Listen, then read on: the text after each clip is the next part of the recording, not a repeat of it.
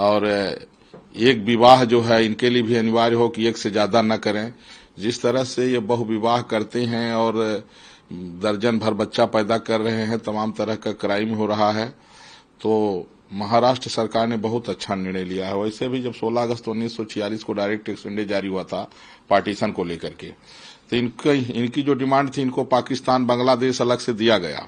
इसके बाद भी जो अब यहाँ जो रह रहे हैं, तो जिस तरह से इनकी स्थिति है कि आजाद भारत के बाद जिस तरह से 1990 हिंदू नरसंहार कश्मीर हुआ और तमाम तरह के जो क्राइम देखने को मिल रहा है, तो ये अब आवश्यक था। और ये जो कदम जो है महाराष्ट्र सरकार ने उठाया है, यह देश हित में बहुत ही प्रशंसनीय है और ये मैं धन्यवाद देता हूं। देखिए, उपासनाएं व्यक्ति की कोई भी हो अपने जगह पर है, लेकिन देश का सम्मान सर्वोपरि होना चाहिए।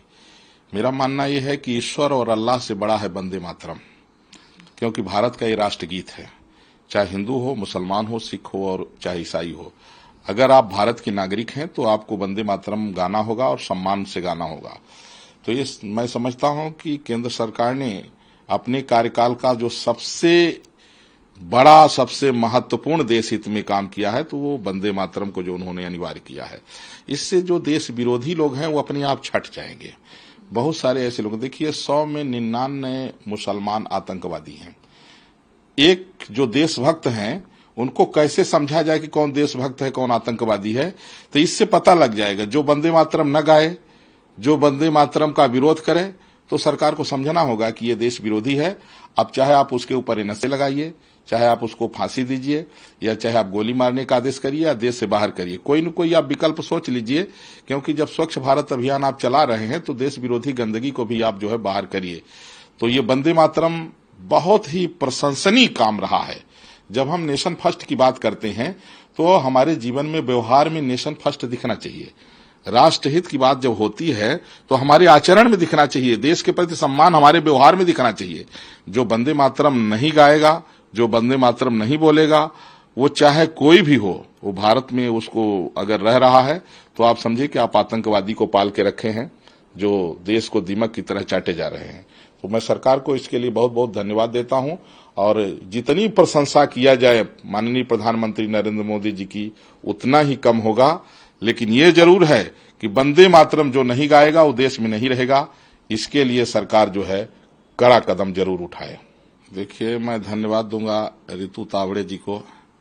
इसीलिए कहते हैं, जाग जाएं देवियां अगर देश की, तो युग स्वयं ही बदलता चला जाएगा। तो नारी शक्ति है, अगर नारी शक्ति जग जाएगी तभी देश बचेगा। और देश जो है, जो राम राज्य की बात हो रही है, तभी ये संकल्पना साकार होगी। जितने भी मुस्लिम घुसपैठिए भारत के किसी भी कोने में हैं, यह देश के लिए सबसे बड़ी समस्या है और ये तमाम तरह के अपराधों को अंजाम दे रहे हैं। तो रितु तावड़े जी ने जो बांग्लादेशी घुसपैठियों को निकालने के लिए जो है उन्होंने जो कहा है, जितना जल्दी हो जाए उतना ही अच्छा है। और देश हित का काम तो सुबह से शीघ्रम कहा गया है। जो अच्छा काम है वो जितना जल्दी हो, जल्दी से जल्दी उसको निपटाइए। और दुर्भाग्य है कि यहाँ जो मुस्लिम घुसपैठिए हैं, उनको शरण देने वाले यहाँ के मुसलमान हैं। वह भी, इस पर भी ध्यान रखा जाना चाहिए कि मुस्लिम घुसपैठियों को शरण देने वाला जो कोई भी है, उसके ऊपर भी सख्त कार्रवाई होनी चाहिए। तो मैं धन्यवाद दूंगा। रितु तावड़े जी का बहुत अच्छा यह सराहनीय कदम है और इस अभियान को जल्दी जो है पूरा करें।